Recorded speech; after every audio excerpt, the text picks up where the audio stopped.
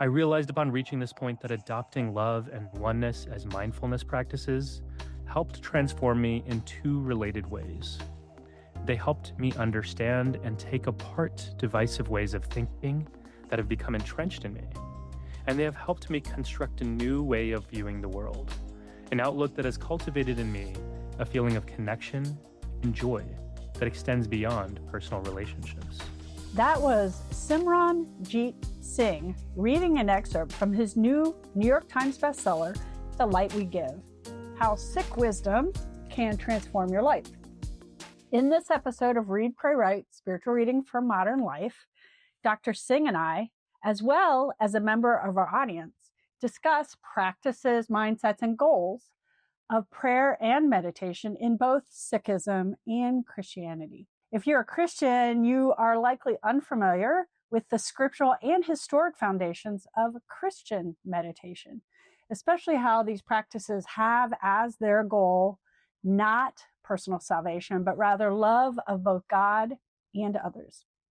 You might also be surprised to learn how much common ground Sikhism and Christian traditions share, especially when it comes to meditation and contemplation as solutions for lessening division, suffering, and isolation in our world. For example, Dr. Singh tells us that Sikhism teaches service is praying with our hands. And in contemplative Christianity, we strive to pray without ceasing and pray the work. Many Bible passages tell us that a faith without works is dead. So I invite you to listen to this wide-ranging conversation about how contemplative practices, such as meditation and spiritual reading, can cultivate our connectedness with others, which is a love that gives us both the courage to change ourselves and to make social change. But first, to those in the Read, Pray, Write audience who might be unfamiliar with your faith tradition, could you summarize a little bit about your background and your beliefs, including why you decided to share those in The Light We Give, which is a spiritual memoir? Yeah, absolutely. Thank you. I was born and raised in the Sikh tradition, which is the world's fifth largest religion, with about 30 million followers worldwide.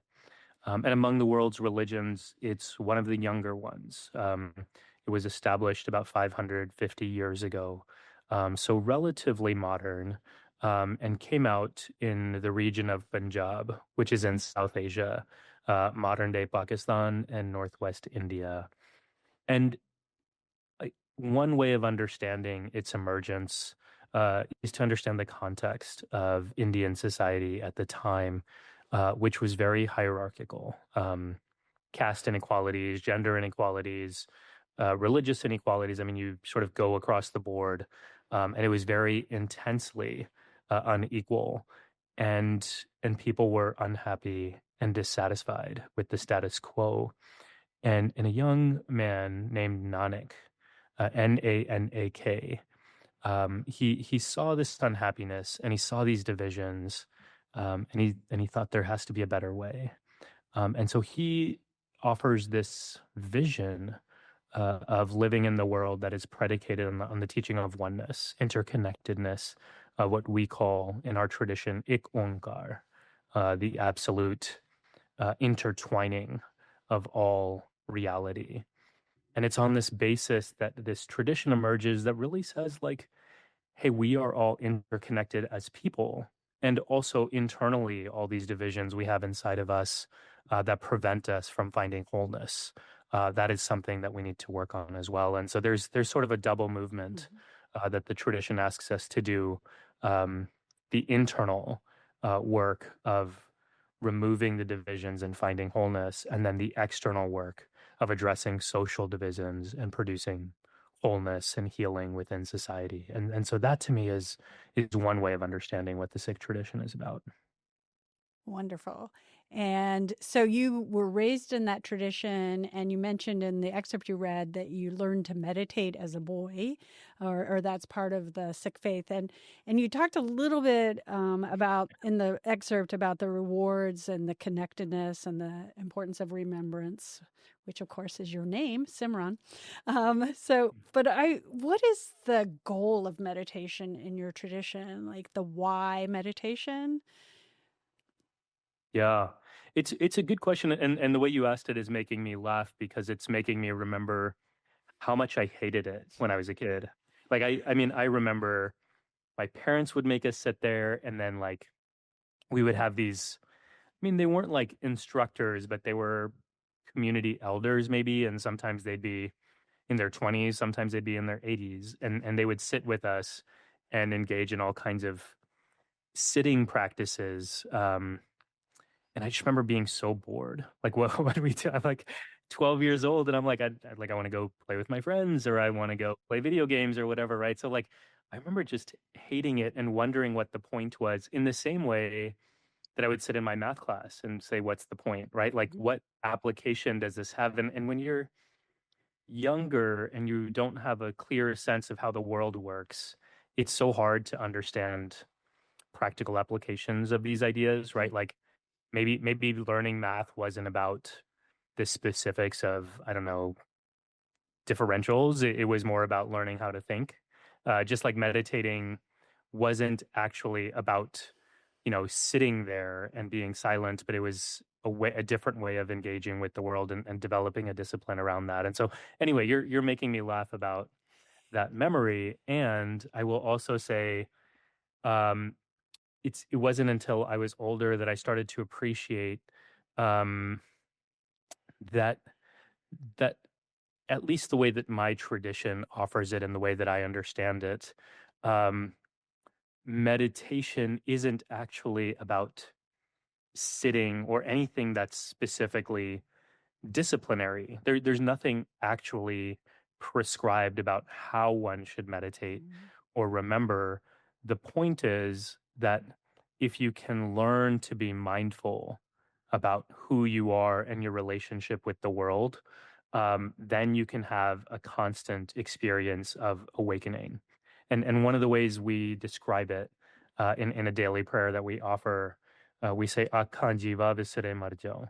So when I remember I'm alive, and when I forget I'm dead, and the whole point of these practices is to help us remember so that we can be full of life as opposed to like being passive and, you Mm. know, being a zombie in this world and just sort of rolling through life without any sort of direction. And I say it that way because I've experienced that. Like I've had moments, as I think all of us have. And unfortunately for a lot of us, including me, those moments are far too central in our lives, and the moments of joy and presence are less common. But these practices that our tradition offers us um, of meditation and remembrance are really meant to help us live with presence in the world on a daily basis, as opposed to like those fleeting moments of happiness that we experience from time to time. Right. So in other words, it isn't like if you're doing it right or not. It's not about the discipline. It's about or about how you meditate, but just the fact that you are cultivating this presence, remembrance that should go into other aspects of your life, not just in the moment of meditation. Do I understand that correctly? Yeah, exactly. It's so interesting because I think a lot of people, when they look at religion, and especially when they look at a religion that's different from their own, and even more so when they look at someone like me and they're like, "Ooh, that guy wears a turban and he has a beard. They must have so many rules in their religion." And right, they're like, "Ooh, that's such a legalistic, like you have to do it this way or that way." And the truth is, at least in my reading of my tradition and many others, there isn't always a rule-based approach on how to do it. There's actually like you might think of it more like technologies, right? Like, Hmm. yeah, when I was a kid, my parents said sit and meditate and so on, but like the actual manifestation of that for us is as diverse as we are as people. And so like, if you can do mindfulness practices, I don't know, on your walk to work, or for me now, a lot of it happens when I'm exercising, Hmm. and I'm out for a run in the park, and that really helps me. Or it might be something you do at night before you go to bed, or right before you eat, right? Like all of these are like technologies, and there is no right or wrong. I think the point is, as long as you're, for me at least, as long as you're building towards a more awakened, sustained understanding of where you are in the world. Yeah. So if one of the goals is connectedness and remembrance and how you then live that outwardly in the world, you mentioned that you have a prayer. I mean, do you see it as a form of prayer, or are you seeking union with God or union with divine love, or is that an element of the practice? Yeah, I love the question. And I forgot who I was talking to for a minute, and now you asked the question. I remember that this is exactly in line with the kinds of things that you look into, and I would say yes and no. Like to the question of is prayer the right word? I mean, it's generally the right word in the sense that I'm trying to indicate something that is spiritually connective. But also, it's not prayer in the sense that a lot of people mean it, which is a request for something. Hmm. Again, in our tradition, as I was saying, as I was reading in this excerpt, I do find it unfamiliar when people say, "Oh, you're struggling with something, I'll pray for you," because we don't really think about prayer in that way in our tradition. Like we don't pray for other people.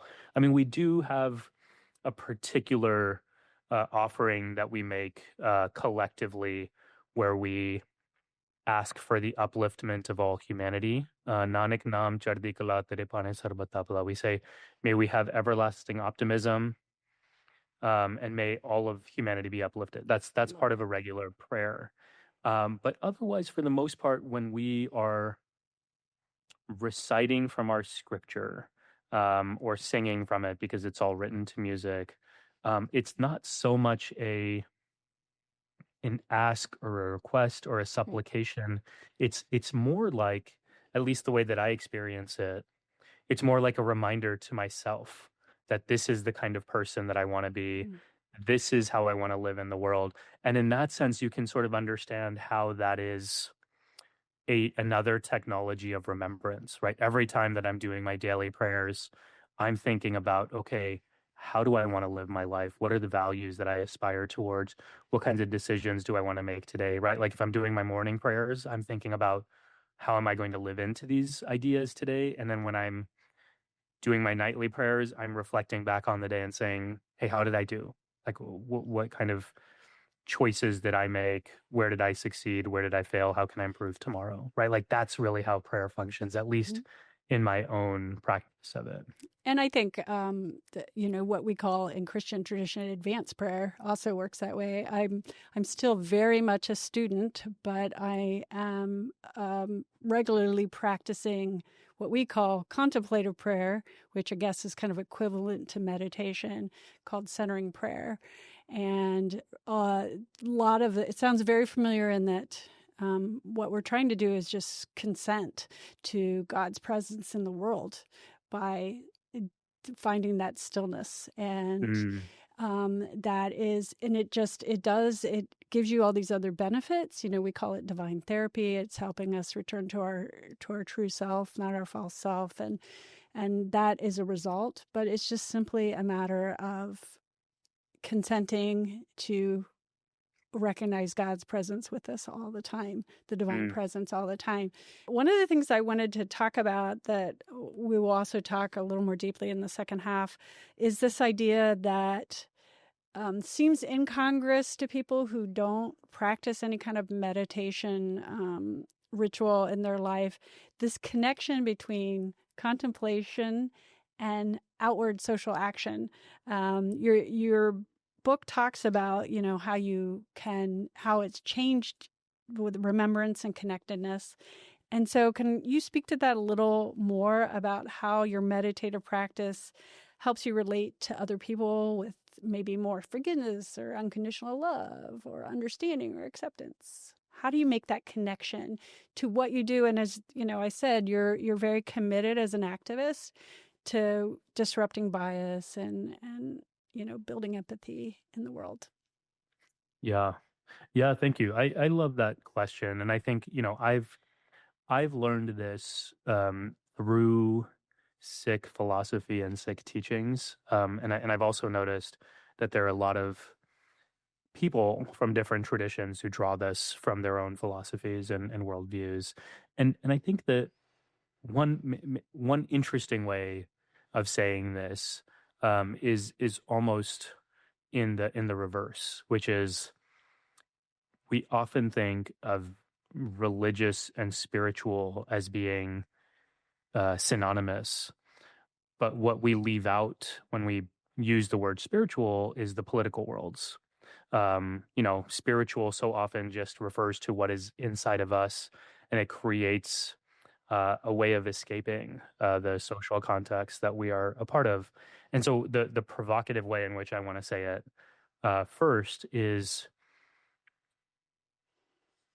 being religious is not just being spiritual. Being religious also is being political. And this, Love like, that. the reason that I want to say it that way, like, the reason that feels important to me is because that's what we learn through Sikh teachings. Um, and there's a very specific anecdote that we learn from a young age about the founder of the tradition, Guru Nanak, going out to meet with renunciates who were very spiritually accomplished.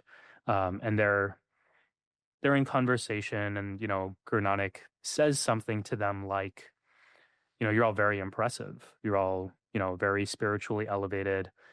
You've accomplished quite a bit in that domain, but also who cares if it has no relevance in the real world?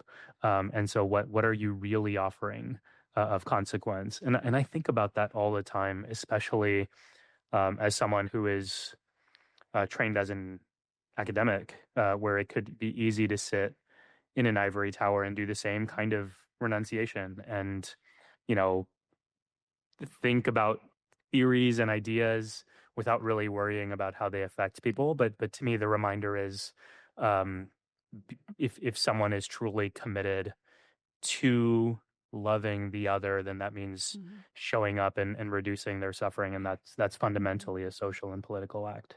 I find that regular practice of Christian contemplative prayer, including centering prayer, lectio divina, and spiritual reading, help me set aside self-interest and then help me evaluate how to be truly committed to loving others. For centuries, great Christian and Eastern philosophers have taught that inward contemplation and outward social action are two sides of the same coin. That's why the fifth step in all our podcast meditations is resolve to being and making change in the world. So in that spirit of reaching outward, I invited to the studio a member of the Read, Pray, Write audience to discuss with Dr. Singh the Sikh concept of love-inspired service, or seva, which requires both an ongoing connectedness with others, even strangers, as well as connection, oneness with God and creation. So Dr. Singh offers our audience guest, Grace Francis, and I practical ways to incorporate both meditation and seva into a busy life. Something as simple as starting the day with asking questions such as, what will I do today to help someone I do not know? Or what is one act of kindness I can do anonymously this week? You'll find in the show notes other resources for cultivating this sort of loving mindfulness, such as a guided spiritual meditation featuring Dr. Singh reading from his book. So have a listen. My name is Grace. I am a senior at Otterbein University. I use she, her pronouns, and I'm a music education major. But I would consider myself a spiritual person who has always wanted to connect with religion, but I wasn't raised in any traditional faith. And I, as a music major, do a lot of singing in traditionally Christian settings. And so I actually work for a church, and working through this Episcopalian church, I've connected mostly with Episcopalian Christian faith. But I've always just kind of felt myself wanting to connect to the universe through a certain system, but I don't really have one set of values that I prescribe to. Yeah, Dr. Singh, I was wondering, do you view rest and meditation as a form of resistance, especially to social justice practices and against dominant structures? Yeah, I love the question, and I hear implicit in it a critique of Western capitalism that I'm with, and I think absolutely if we're thinking about dominant structures that um, encourage, if not insist, on us um, being producers, constant producers, and ensuring that we are squeezing every last drop out of ourselves for production. Yeah, absolutely. Health, wellness, rest, meditation is all a form of resisting that structure that, in some ways some great things have come out of it, and in other ways it's so inhumane. And so I think as we watch historically pendulum swing, and for people to become cognizant of the kinds of harms that come with letting ourselves just be squeezed constantly, and ensuring that we're going to create some boundaries, and ensure that we are also carving out time for ourselves in terms of rest and meditation and connection and joy and all these things that nourish us. I think it's absolutely a form of resistance. And one of the things I thought we'd asked Dr. Singh is your book is a spiritual memoir, but it gives really practical advice for how to, live out this wisdom in daily life. And I thought maybe you could explain the concept of, is it pronounced Seva or Siva? Seva, yeah. Seva. And do you, because you have some very practical chapters at the end where you connect it. So I just wondered maybe if you could give us one of those examples. This is one of the big ideas that I think our Western culture could learn from, and that is um, how serving others is not just about transforming society, but also transforming ourselves. And so, one of the ways that I learned this as a kid is service is praying with your hands. Um, it's this idea that um, feeling true connection with others, um, it necessitates, and it also animates, like it motivates you into action, and that action, it can be anything. Just like, to me, meditation can be anything, right? Like, you could have any profession in this world, and if you have the intention to leverage that for other people's benefit, then that can be seva, and you could also be doing the exact same thing and not have the intention, and that's not seva, right? Like, I could be a school teacher and have the love in my heart to serve other people and to make their lives better, and it is not ego driven, but it's others driven, and I would see that as beautiful. And I mean, we've all had teachers who were not that way, who, who didn't care and cared about themselves, and thought, I'm now telling on some of my professors, but like, so some of them are really there to like serve their own egos and their own interests. And so we know what that difference looks like, and it's really interesting to realize that actually you could literally be doing the exact same action with a totally different result, both in terms of the effect it has on society, but also like what it does internally to you in your own heart.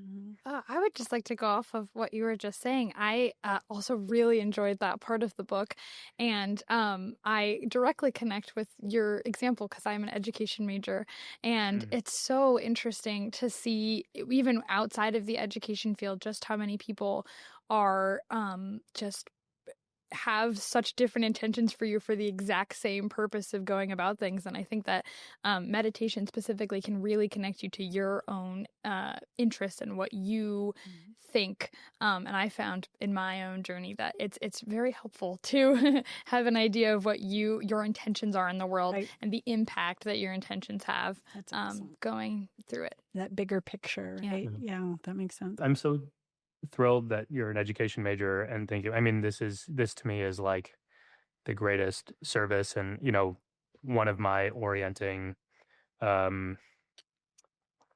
philosophies around education that comes from James Baldwin if I love you, I have to make you conscious of the things you don't see. And that's, I reference it a couple times in my book, and that's my theory of change when it comes to education, but also like it is important to me that it's born out of love. And so to hear you say like, yeah, this is something that I'm thinking about in my own field, is really affirming to me, as is something that I notice. But sometimes you notice things and you're like, am I just making it up, or is there some truth here? So I appreciate that affirmation. That's great. Well, that brings us to the end of our time together. So I want to thank Grace Francis and Dr. Simran Jeet Singh for the love and the wisdom that you shared today. And all of us at Read, Pray, Write podcast wish you all blessings.